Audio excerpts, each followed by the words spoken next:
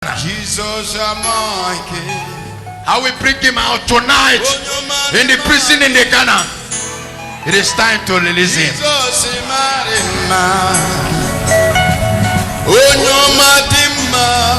None so hear the voice of the lion himself. Anywhere you're watching me in this world, don't fight me. I care nothing what anyone says. I have the power. So wherever you are, that is the lion of the family. I will bring him out in cage, and I will continue his journey, and I will make him a multi-billionaire.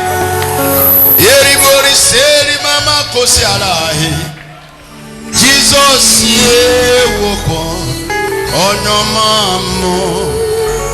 sending on in a kuneza,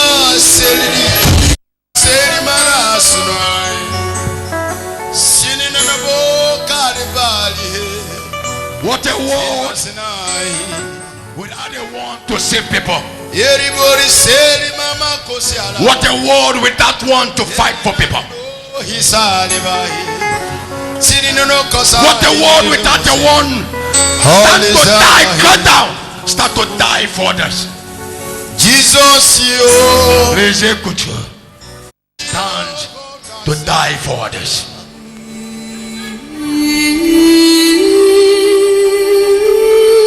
I see a man pregnanted you. Praise the Lord. Oh no. Praise the Lord. Yes. Praise the Lord. Oh no. Praise the Lord. Yes.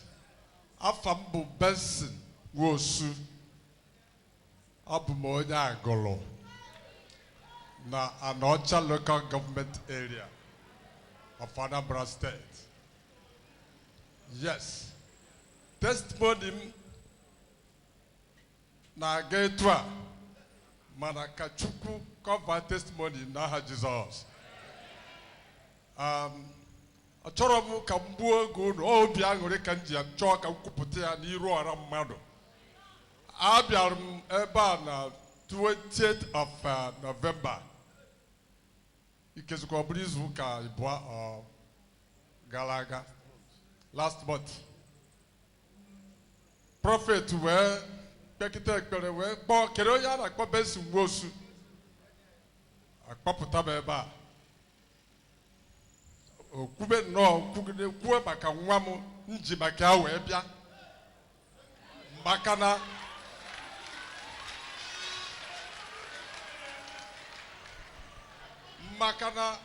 ihe nji maka ya wee bịa.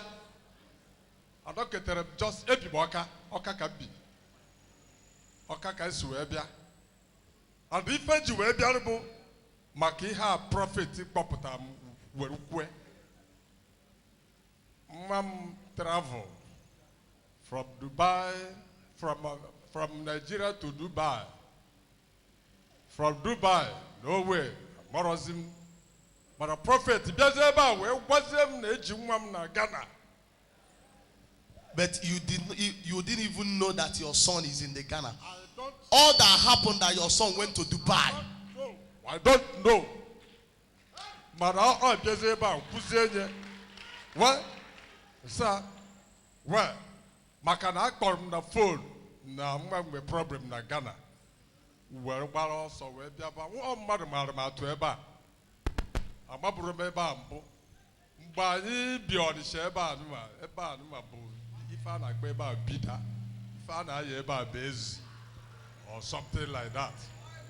So, that years ago, you know this place. A Pusirana, well, we say about Yamin and Nagafeba. We say Cabia Uzbo. And the Cabia, so read them there, but the Judith picture one. Kade ku. I pop tam Nero around Mado. We had there. I have to accept it. And now because of that, my son can't do it. Mana, the truth of the matter, Bona, Emeserane Belahe. After 3 days, my son was released. Kobara Jesus aka. Kobara God of intervention aka. Ane ekwu nke o mere omekwa ọsọ. Ane ekwu nke o mere omekwa ọsọ. Ọsọfia na Kadesh. What go get a Sofia? What our brother release here in a prison? Onya na achi kpọpụkọ to ka atụọnga. Continue, Daddy. In fact, praise the Lord, praise the Lord, praise the Lord. Get it from Beku. Oh, where's he? Or get it can, in fact, The son that was in prison in Ghana, when you come because you don't know what to do, he said, when I look at her that day,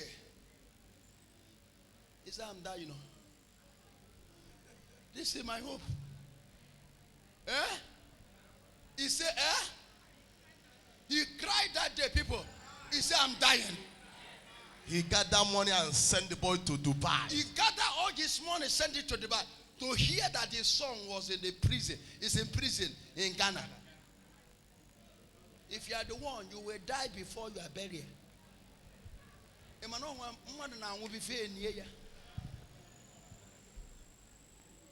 What's that mean?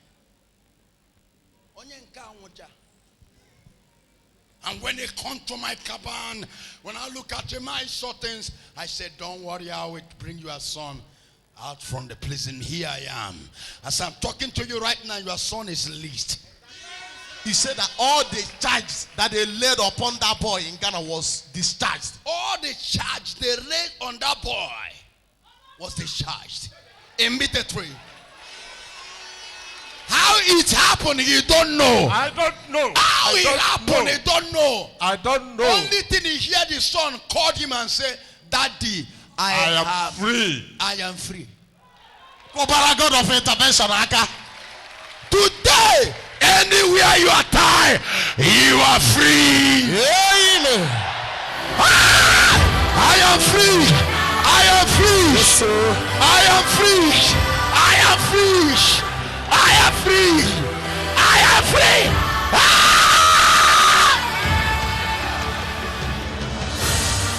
Everybody celebrate Almighty Jesus. Voici dividend des prophéties of the man. Yes, action. Well, look at that.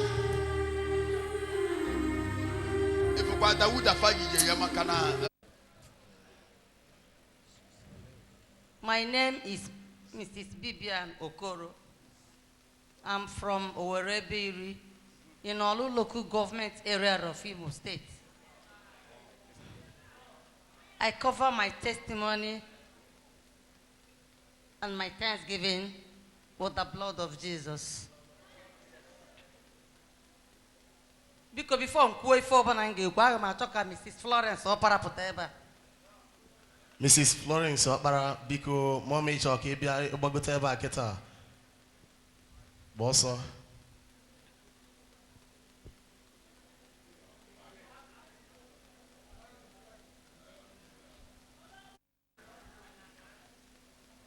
Aga m achọkwu ka Promise Okoro pụta ebe a. Promise Okoro. Promise Okoro. Ife nji si ha pụta ebe a bụ na oge m bịara ebe a eburu m ebu wee bịa. Adị m aganwu ije. Ụkwụ m na-abụ a dịka dọnyere ya rọd. Ụkwụ m na-abụ a enwe m ike ịtọ n'ụkwụ m etu a. Aka m na azụ m dịka ife adọnyelụ log of wood. For 2 years, I cannot do anything on my own. Umume bulugom J series of hospitals. J lab, onwe lab test nka I gara nachara 70,000. Eme X-ray, eme nka. Umumo di 4, 2 boys and 2 girls. They worried, they shattered. Sikedi ihe na-eme this woman. My son anọgide na-achị n'ọwa ebe o si bata. This my sister neighbor. Wee sị m na ya na-afụ m ka m na-apụ apụ na m adịghịzị ka m na-adị. Na o nwere ebe ya akpọ m je. Ada m nwaanyị asị ya ngwa anya kpọrọ m jebe.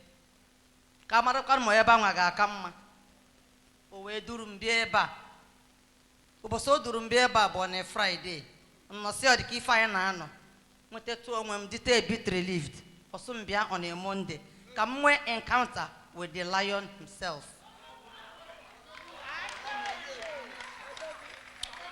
Oge m bịara by Monday ejiri keke wee kwọta m nwere keke anụ abaruo na ya dị enwe m ike ịgbago steepụ be m mma kpọba ụmụ m were fon kpọọ ha bịa a na-epushu m ka ebe a na-epushu osisi until m bugoruo n'elu for 30 minutes m ga-enweta onwe m. mana immediately m bịara on the 28th of September nwee encounter with the man of God. Ọ sị m na ndị witches and wizards chọrọ i destroy my life, but na tata m bịara ebe a that story is over. Let me say I claim it.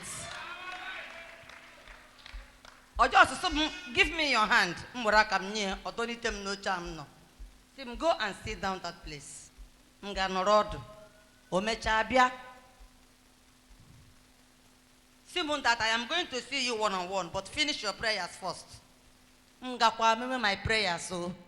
Megide my prayers so. Otu osuko we direct him na akwụkwọ anwa. Mesi anya. Mbie ebe a. Asị na m ga-eme deliverance. On that deliverance day, I could remember the guy made him the deliverance. Ihe niile aha dị m n'ahụ jidosiri m n'arụ got vanished.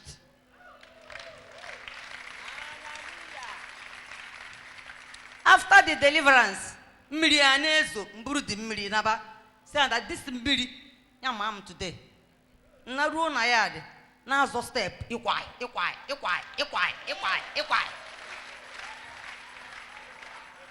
Ụmụ m apụtasị asị kedu onye na-azọ step nke n'ọkwa ma ụmụ ihe ahụ ha niile gbanasị enu na-aṅụrị na-enwe aṅụrị m sị I am free o na-enwetago m onwe m adịgo m oke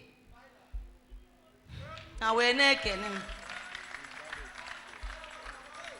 na-echekwa ka nne m ihe anwa ga-abịaghachi azụ since na-eche rite na-abịarọ nsi good my daughter wee sị m na ya ga-eso m bịa ebe a na ebe a bụ ebe ya ga-enweta deliverance nke ya.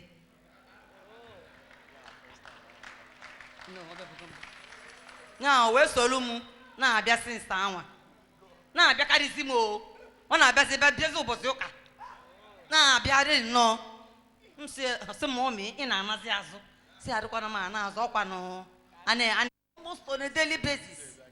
M wee sị ka m bịa tata nkọsialụ na ife Otechukwu si wee zọọ m wee sị ma nchebe ka ụmụ m bịa ka emebe m Thanksgiving ka m welu nnọọ asa eto dike na nke o mere eme ome ọzọ ka m welu nnọọ obele ife anọ na envelope a wee kenegodu Chukwu wee na-eche ndị nwe m nnu ka ha bata anyị abịakwa bịa kene Chukwu. Nne ka eke dị kịta ọkpọrọ m na-agba egwu ukwu gị na-eche Kevin oge mbụ I can't even bend down. I can't even do anything. Mana kịta na-agba egwu na-agbasi ike and egwu a na-atọ m ụtọ. egwu m a na-atọ gị ụtọ. Ekwensu ifele emegbuo gị na ndị na-ejelu gị ozi ọ na-asọ m too much. Egolu m dị kaseti me ntinye na-agba obiọma na-eme m nwetasi onwe m obele ọrụ nwaanyị a kedebere na m nwaanyị a kedebe na nwaanyị ọ kpọtara m ebe a anwụgo m kedebe na nwaanyị a ọ bụ na ọ kpọtaghị ebe a aka m abụ onye nwụrụ anwụ. kedebe na nwaanyị a kedu afịa isi na afịa bụ Florence Ọkpara. ngwa kedebe na Florence Ọkpara ekene dịrị si Florence Ọkpara ekene dịrị gị. If I deliver, you go and deliver others. Chapel.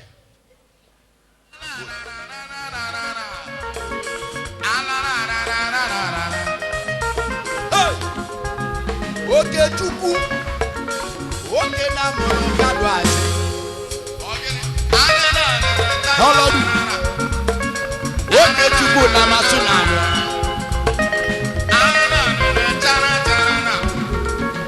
oke Chukwu na amasị na amụ ihe oko majesty.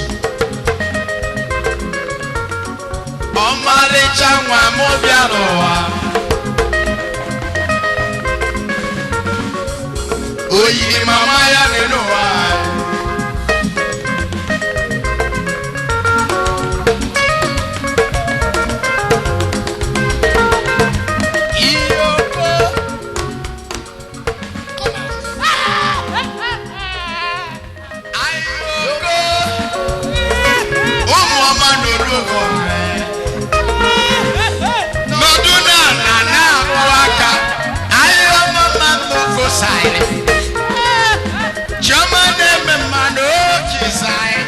Mama ebisi na kwa obi okoyi chioma neme mmadụ okoyiza ụmụ mmadụ na-ebisi na kwa n'okai ihe kokokolu okame chukwu emeko nwere na ha azụ ụmụ mmadụ na-ene anya ndị na-ebume agha na mbụ ndị na-ebume agha na olu okame odumeje.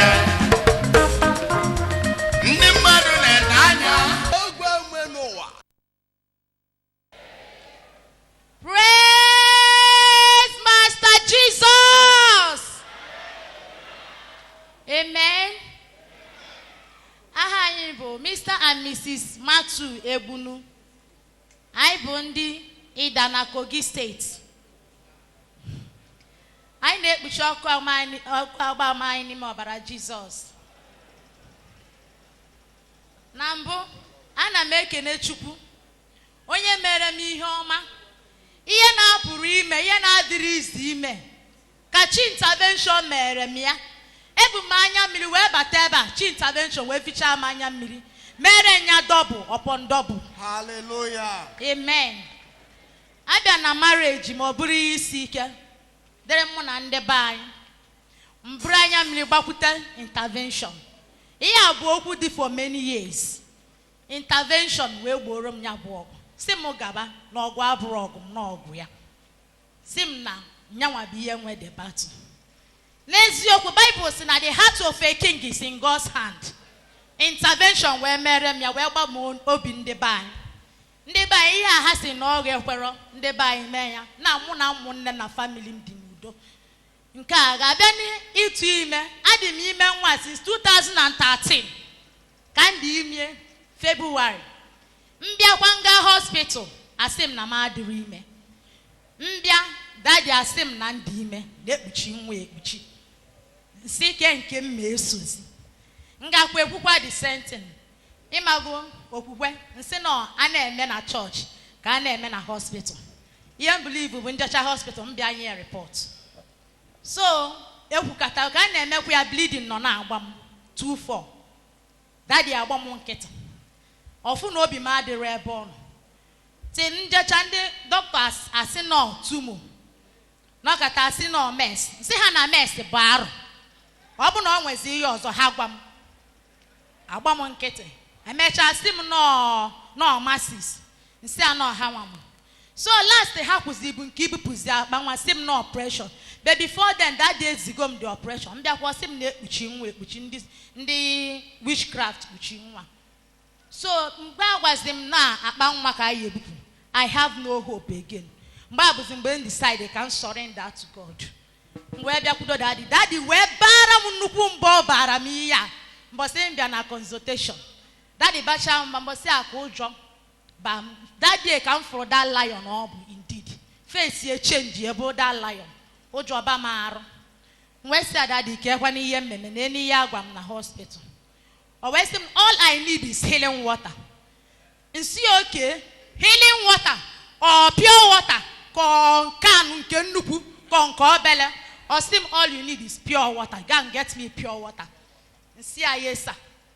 Mpuo mgbapụ ọsọ, jegote pure water nye. O bless o sim je nọta ka nwụcha ya. Abịa m nọta nwụcha ya n'alụ ụlọ, luo na ime abalị. Ọ dị ka mamịlị akpa m nnukwu mamịlị ọkụ mmebugo nwe. Mgbapụ ọsọ pụọ. Obulu blood, black blood. Bido pụwa. Ọ pụcha. So, mbịakwa the next time, daddy asked him, all you need is healing water. Njukwa kuya the same question, or same pure water. Ngoli pure water. Meze ne buzi akpia ne bless na. ọ napụtazi ọsị m nga hospital. Behold, nwa na-ekwọrọ ọfụfụ since how many years? 2013. Nlo scan ebupụta ya. Asị m na n'ọpụtago. Doctors are confused. Si gịnị? Si na month a na-afụ nwa scan na-enye nwa abụrụ month nwa na nwa develop sigo. So mgba nkịtị si ha dị m nwa kwa ha afụ gị afọ ha hapụzi aga ma ha nye m ka m pụwa. Apụta m oluo mbugide ime a. Daddy a na-ezikwa m ozi na prayer na ozi m ozi. Oluze mbọsị ịmụ ya. Date do up to 7 different dates enye m. Mbịakwute daddy asị m ọ ha tinyere nwa n'afọ a. Na mbọsị nwa lụrụ ịpụta ọkpọpụta nwa ya ka o si wee tinye ya.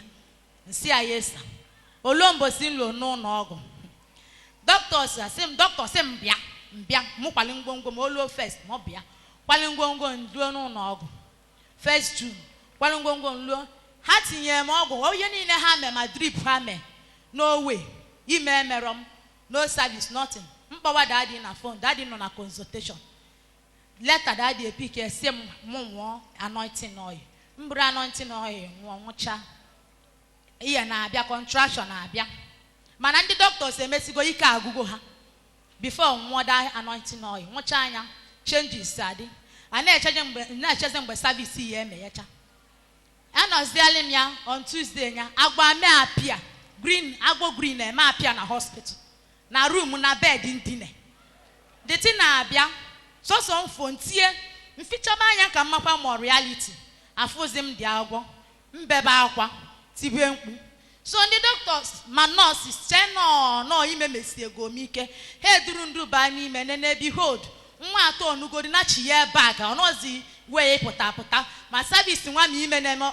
everything close ha tibeze na ọ na-acha n'anya kedu ihe na-eme so mgbe ha nkịta m nwa afụgo na something is wrong mgbe si ha ka m bịakwa ha si m kedu ebe m na-eje amago na operation ka ha kwado mgbe si ha and the only one thing ka m nwee ike iji wee deceive tenwu ha mgbe si ha ka m jee chapel na ana m apụta because the church dị nso Catholic church n'isi ebe a and the man is a Catholic man nsi ha ka m jee chapel nye ekwe m nwere ego pụọ banye moto gbapụ ọsọ mpụta abịa m ebe a daddy wee mee ihe o ji wee bụrụ odogwu nke ọlọ chapel champion modern chapel na wee bịa before agwa ha lapụ m ka nje sụkwa ọgwụ m ọfụma doctor asị m kpọọ pastor man na phone nsị a na ọ ya ghọta before m wee bịa ebe a abịaza m chapel m daddy wee mee ihe o ji bụrụ daddy m wee pụọ bata ka m batara ọ sị m jee ka nwa m jee wetalie testimony m jee dupụtalie nwa ka m wetalie testimony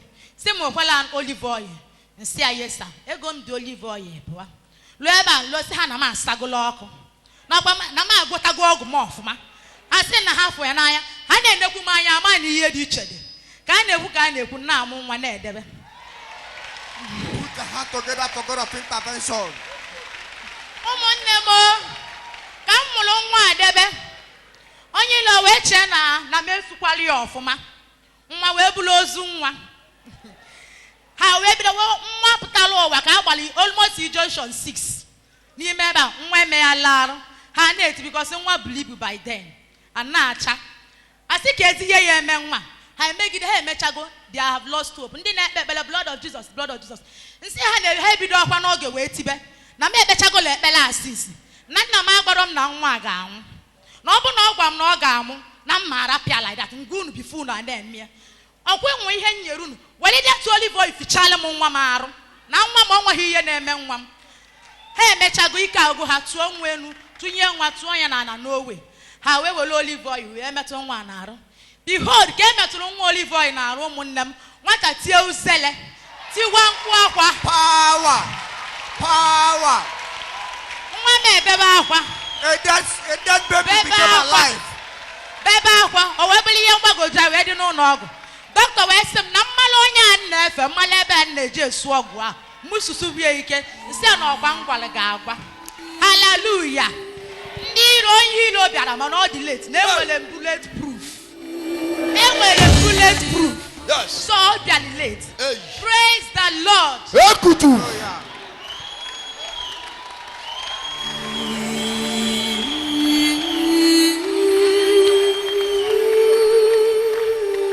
From beginning was me, and the word is full of darkness and void, but I still moving around because I am the Lord.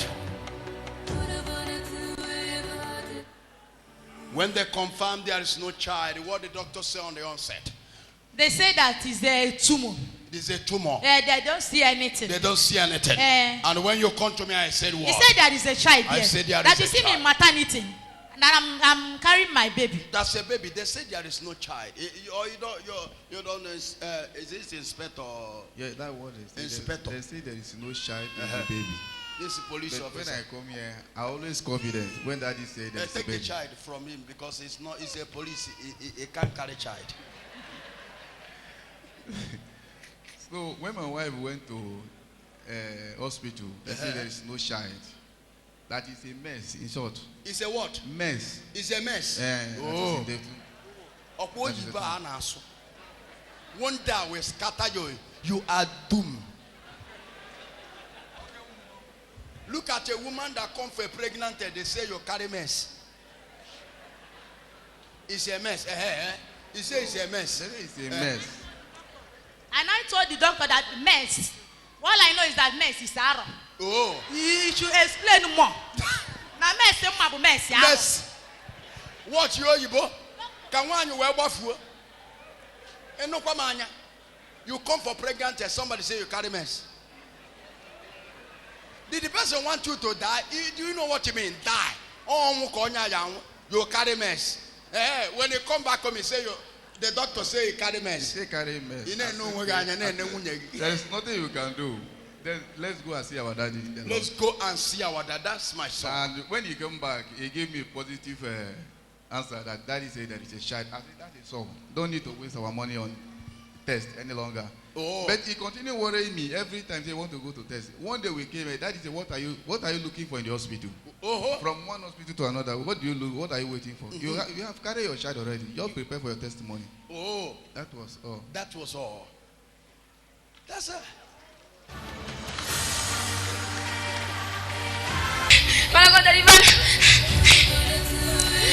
Oh my God. This girl is in a point of death. They are giving Mike this man. What of Jesus? What of Jesus Oh my Christ? God.